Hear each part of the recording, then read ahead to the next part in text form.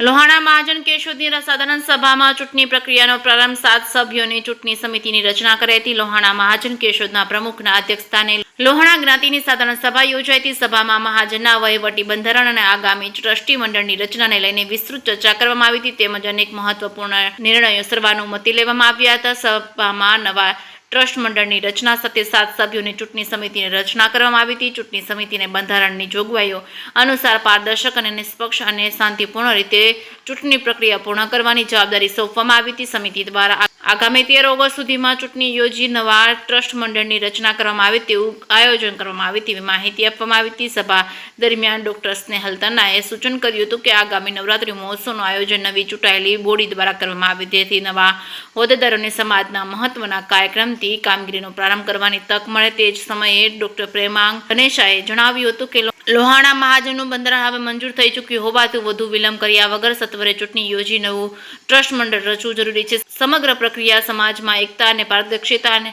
શાંતિપૂર્ણ વાતાવરણ સાથે પૂર્ણ થાય તે સૌની જવાબદારી હોવાનું તેમણે જણાવ્યું હતું। સભા પૂર્ણ થયા બાદ ઉપસ્થિત સભ્યોમાં એવી ચર્ચા પણ જોવા મળી હતી કે નવી ચૂંટાઈ આવનારી બોડી માટે સૌથી મોટો પડકાર છે લોહાણા મહાજનવાડીની જર્જરિત હાલત રહેશે। વર્ષોથી મહાજનવાડીનું વ્યાપક રિનોવેશન અથવા પુનઃનિર્માણ જરૂરી બન્યું હોવાથી નવી ટીમે સૌપ્રથમ આ કાર્ય હાથ ધરવું પડશે। સમાજના પ્રસંગો યોગ્ય રીતે યોજી શકાય તેવી આધુનિક સુવિધાનો ઊભી કરવી અને સમયની માંગ હોવાનું સભ્યોનું માનવું હતું। સભ્યોના મતે મહાજનવાડીના પુનઃનિર્માણ માટે મોટો પાયે ફાળો એકત્ર કરવો અને દાતાઓનો સહયોગ મેળવવો, આયોજન માટે સતત સમય ફાળવવો અને સમગ્ર કામગીરી સફળતાપૂર્વક પૂર્ણ કરવી સરળ બાબત નથી। અનેક સભ્યોનું માનવું હતું કે નવી બોડીનો મોટા ભાગનો 3 વર્ષનો કાર્યકાળ મહાજનવાડીના વિકાસ અને પુનઃનિર્માણના કાર્યોમાં જ પસાર થઈ શકે છે જેના કારણે નવા હોદ્દેદારોના શિરે મોટી જવાબદારી આવશે અને તેમ છતાં સમાજના સર્વાંગી વિકાસ માટે સૌના સહકારથી આ પડકારને સફળતાપૂર્વક પાર પાડવાની આશા પણ વ્યક્ત કરવામાં આવી હતી। કેસિંગ ગુજરાત સાથે રાજુ પંડ્યા, કેશોદ। ડોક્ટર સ્નેહલ તન્ના, લોહાણા મહાજન કેશોદ। લોહાણા મહાજન કેશોદનું એક બંધારણ ચેરિટી કમિશનરમાંથી મંજૂર થઈને આવ્યું છે।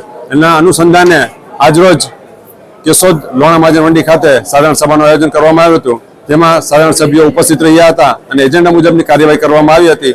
કેટલા સભ્યો નોંધણી થયા ઉપરાંત ચૂંટણી સમિતિની રચના કરવામાં 7 સભ્યોને નિયુક્ત કરેલા છે અને સાધારણ સભાએ તેમને અનુમોદન આપેલું છે અને તારીખ 23 ઓગસ્ટ 2026 સુધીમાં એ લોહાણા સમાજ કેશોદની ચૂંટણી આટોપાઈ જાય, સુંદર રીતે તટસ્થ રીતે લોકશાહીની ઢબે ચૂંટણી આટોપાઈ જાય તેવું ચૂંટણી સમિતિએ પણ જાહેર કર્યું છે।